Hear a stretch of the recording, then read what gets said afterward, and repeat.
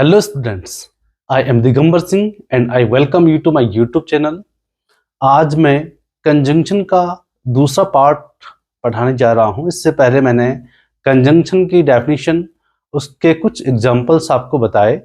आज हम kinds of conjunctions पढ़ते हैं कि जो कंजंक्शन है वो कितने प्रकार के होते हैं। तो यहाँ पे मैंने लिखा हुआ है, क्योंकि आजकल रील और शॉर्ट्स का ज़माना है, तो मैंने सब कुछ यहाँ लिख के रखा हुआ है ताकि मेरी जो वीडियो है वो लंबी ना बने।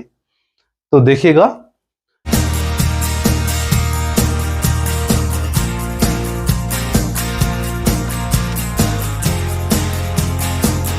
Kinds of conjunction. मुख्य रूप से दो प्रकार के कंजंक्शन होते हैं। पहला जो कंजंक्शन का प्रकार है वो है कोऑर्डिनेटिंग कंजंक्शंस, और दूसरा जो है वो है सबऑर्डिनेटिंग कंजंक्शंस।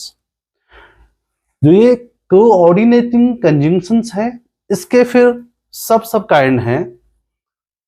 पहला इसका सब काइंड है क्यूमुलेटिव कंजंक्शंस, दूसरा है ऑल्टरनेटिव कंजंक्शंस, तीसरा है एडवर्सेटिव कंजंक्शंस, चौथा है इलेटिव कंजंक्शंस। ये तो कोऑर्डिनेटिंग कंजंक्शंस के 4 सब काइंड हैं। अब सबऑर्डिनेटिंग कंजंक्शंस के हम कुछ काइंड्स यहाँ पे मैंने लिखे हैं। आपने यदि मेरी एडवर्ब की वीडियो देखी होगी तो एडवर्ब, जिस प्रकार के एडवर्ब के काइंड होते हैं, कुछ उसी प्रकार के काइंड सबऑर्डिनेटिंग कंजंक्शंस के होते हैं। तो पहला इसका सब काइंड है conjunctions of time, conjunctions of reason, conjunctions of result, conjunctions of purpose, conjunctions of condition, conjunctions of contrast, conjunctions of comparison, and last conjunctions of manner। Viewers, इससे पहले हमने जो कंजंक्शन है उसका पूरा क्लासिफिकेशन देखा, उसके काइंड और सब काइंड्स देखे। तो पहला जो उसका काइंड है वो है कोऑर्डिनेटिंग कंजंक्शन, जिसको हम हिंदी में अगर कहें तो समानपदीय समुच्चय सूचक अव्यय इसको कहा जाएगा हिंदी में। तो यहाँ पे देखिए इसकी डेफिनेशन क्या है। यहाँ पे लिखा गया है the coordinating conjunctions are always used to join two equal ranking words. दो समान श्रेणी के शब्दों को, फ्रेजेस वाक्यांशों को, क्लॉजेस उपवाक्यों को, और सेंटेंसेस और वाक्यों को। तो इनमें जो भी वर्ड होंगे वो इक्वल रैंक के होंगे, समान रैंक के होंगे। जो भी फ्रेजेस होंगे वो भी समान होंगे, जो क्लॉजेस होंगे वो भी समान होंगे। समान का अर्थ यहाँ पे ये है कि उनका जो रैंक होगा वो इक्वल होगा, और जो सेंटेंसेस होंगे वो भी क्या होंगे, समान होंगे। श्रेणी के हिसाब से वो भी क्या होंगे, समान होंगे। अब यहाँ पे दो मैंने उदाहरण यहाँ पे लिखे हुए हैं।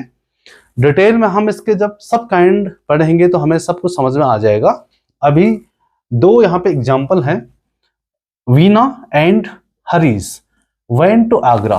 अब यहाँ देखिए बीना और यहाँ पे हरीश है, तो वीना और हरीश इक्वल रैंक के वर्ड हैं, और उसको जो जोड़ने का काम कर रहा है वो कर रहा है एंड। तो एंड क्या हो जाएगा, कोऑर्डिनेटिंग कंजंक्शंस। दूसरा देखिए, he is poor Indeed but his character is spotless. वह वास्तव में गरीब है, लेकिन जो उसका कैरेक्टर है, जो उसका चरित्र है, वो बेदाग है। तो यहां देखिएगा आप, ही इज पुअर इंडीड, ये एक प्रिंसिपल क्लॉज है, और ये भी एक हिज कैरेक्टर इज स्पॉटलेस, ये भी क्या है, प्रिंसिपल क्लॉज है, और इसको जोड़ने का काम कर रहा है बट।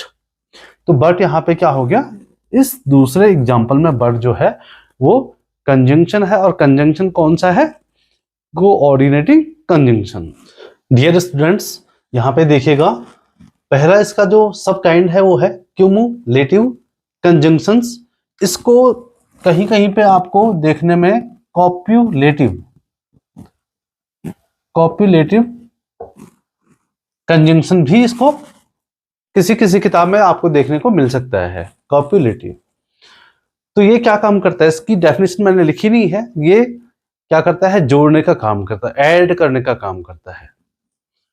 यहां पे देखिएगा कुछ इसके एग्जाम्पल्स हैं, कौन कौन से ऐसे शब्द होंगे जो क्यूमुलेटिव या कॉपुलेटिव कंजंक्शंस कहलाएंगे। वो हैं एंड हो गया, एज वेल एज हो गया, both and, not only but also. ये जो शब्द हैं ये जोड़ने का काम करते हैं।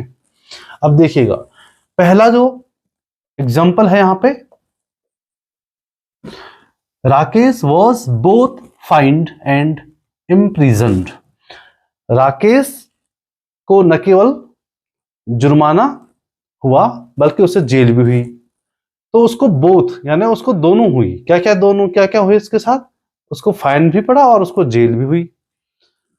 दूसरा, he was not only a great poet but also a great musician. वह न केवल एक महान कवि था अपितु एक महान संगीतकार भी था। अब यहां देखिएगा आप कि जो ये नॉट ओनली है और बट ऑल्सो है, ये कहीं कहीं पे आपको कोरिलेटिव कंजंक्शंस की श्रेणी में भी आते हैं, क्योंकि ये दो अलग अलग हैं। ये नॉट ओनली आएगा तो बट ऑल्सो उसके साथ जरूर आएगा। तो ये जो है ये कुछ उदाहरण, जैसे बोथ एंड हो गया, नॉट ओनली बट ऑल्सो, ये सारे कोरिलेटिव कंजंक्शंस के भी उदाहरण हैं। व्यूअर्स, कोऑर्डिनेटिंग कंजंक्शंस का दूसरा जो सब काइंड है वो है ऑल्टरनेटिव कंजंक्शंस। ऑल्टरनेटिव बना है ऑल्टरनेट से यानी विकल्प से, ऑप्शन से। तो यहाँ पे क्या होगा, ऑप्शन चॉइस चूज करने का होगा, चयनात्मक जिसे कह सकते हैं हम। जो चेन के जो समुच्चय सूचक अव्यय होते हैं वो इस कंजंक्शन के अंतर्गत आएंगे। देखिए कौन कौन हो सकते हो, और, आइदर और, नाइदर नॉर। इसको ईदर भी पढ़ते हैं और इसको नीदर भी पढ़ा जाता है, दोनों सही हैं। Otherwise else. तो यहां देखिएगा दो एग्जांपल्स मैंने यहां पे लिखे हुए हैं। पहला एग्जांपल्स है आइदर ही इज मैड और ही फेंस मैडनेस। या तो वो पागल है या वह पागलपन का क्या कर रहा है, ढोंग कर रहा है या नाटक कर रहा है। तो देखिएगा यहाँ पे आइदर जो है ना उसके साथ और एक साथ तो नहीं आया है, लेकिन शुरुआत में आइदर आया है तो उसके साथ और आएगा ही आएगा। दूसरे में देखिए वर्क हार्ड, कठिन परिश्रम करो, otherwise you will not pass, वरना तुम पास नहीं हो पाओगे। तो यहां पे देखिएगा कि वर्क हार्ड को यू विल नॉट पास से एक शब्द क्या कर रहा है, उनको ज्वाइन कर रहा है, उनको क्या कर रहा है, कनेक्ट कर रहा है। तो ये यहाँ पे कंजंक्शन हो जाएगा और ये क्या कर रहा है, एक चॉइस दे रहा है, या तो कठिन परिश्रम करो, नहीं तो अगर आप कठिन परिश्रम नहीं करते हो तो आप फेल हो जाओगे, पास नहीं होगे यानी फेल हो जाओगे। तो यहाँ पे एक चॉइस दी जा रही है। और पहले वाले में देखिए आप कि या तो वो पागल है या वह पागलपन का नाटक कर रहा है। तो यहाँ पे और जो आइदर है ये क्या है, ये दोनों क्या है, यहाँ पे कंजंक्शन है। इन दो कंजंक्शंस को इससे पहले जो मैंने सब काइंड पढ़ाया था, क्यूमुलेटिव और ऑल्टरनेटिव, ये दरअसल कोरिलेटिव कंजंक्शंस के दो सब काइंड हैं। तो आजकल कोरिलेटिव का ज्यादा प्रचलन नहीं है। उन दोनों का जो सब काइंड है वो ये है दोनों, क्यूमुलेटिव और ऑल्टरनेटिव। व्यूअर्स, कोऑर्डिनेटिंग कंजंक्शन का ये तीसरा सब काइंड है और उसका जो नाम है वो है एडवर्सेटिव कंजंक्शंस। एडवर्सेटिव बना है एडवर्स से, एडवर्स मीन्स होता है विपरीत या विरोध। तो ये कंजंक्शंस ऐसे कंजंक्शंस होंगे, ये वाक्य में विरोधाभास भी की स्थिति भी पैदा कर रहे होंगे। जैसे कुछ वर्ड हैं जो इन कंजंक्शंस के अंतर्गत आएंगे, जैसे बट हो गया, स्टिल हो गया, येट हो गया, नेवरदलेस हो गया और वाइल हो गया। यहाँ पे मैंने दो एग्जाम्पल्स लिखे हुए हैं। पहला एग्जाम्पल है he is poor but he is honest. वह गरीब है लेकिन वह ईमानदार है। तो यहाँ पे जो बट है ये क्या कर रहा है, कॉन्ट्रास्ट बता रहा है। और दूसरे एग्जाम्पल में देखिएगा, India wants peace while China wants war. India जो है वो शांति चाहता है, चाइना युद्ध चाहता है। तो ये जो वाइल है इसका अर्थ होता है जबकि। ये विरोध का भाव भी व्यक्त कर रहा है। भारत शांति चाहता है जबकि चाइना युद्ध चाहता है। तो पहले सेंटेंस में बट और दूसरे सेंटेंस में वाइल, ये कोऑर्डिनेटिंग कंजंक्शन के एडवर्सेटिव कंजंक्शन, ये मतलब उसका सब काइंड है। व्यूअर्स, कोऑर्डिनेटिंग कंजंक्शन जो है उसका जो चौथा काइंड है वो है इलेटिव कंजंक्शंस। इलेटिव मीन्स होता है परिणाम बताने वाले। तो परिणाम बताया जा रहा होगा इसमें। चलो देखते हैं कौन कौन से वर्ड इसमें आएंगे।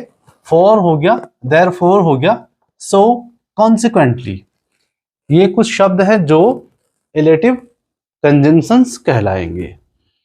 कुछ एग्जाम्पल्स यहाँ पे मैंने लिखे हैं। पहला है Radhika will pass, for she works very hard. Radhika pass होगी, कारण क्या है भाई कि सी वर्क्स वेरी हार्ड, उसने बहुत कठिन परिश्रम करती है। तो यहाँ पे जो फॉर है ये क्या है, ये परिणाम बता रहा है, रिजल्ट बता रहा है। दूसरा देखिए, Ramesh was found stealing and therefore he was arrested. Ramesh को चोरी करते हुए पकड़ा गया या पाया गया, एंड देयरफॉर और इसलिए या इस प्रकार ही वॉज अरेस्टेड, इसलिए उसे अरेस्ट किया गया, उसको गिरफ्तार किया गया या वह इसलिए गिरफ्तार हुआ। तो यहां पे देखिए ये देयरफॉर है, ये परिणाम बता रहा है। देयरफॉर और फॉर ये दोनों शब्द ऐसे हैं जो परिणाम को शो कर रहे हैं, रिजल्ट को शो कर रहे हैं, इसलिए इनको कहेंगे हम इलेटिव कंजंक्शंस। व्यूअर्स, मैंने आज कोऑर्डिनेटिंग कंजंक्शंस के चारों सब काइंड्स पढ़ा लिए हैं। फिर भी आपको कहीं पे कोई डाउट आपके माइंड में है इन चार काइंड्स को लेकर, क्या क्या थे वो, क्यूमुलेटिव, दूसरा था ऑल्टरनेटिव, तीसरा था एडवर्सेटिव और चौथा अभी जो बताया मैंने इलेटिव। इन चारों में से किसी में भी कोई डाउट आपके माइंड में है तो आप मुझे कमेंट बॉक्स में कमेंट कीजिएगा।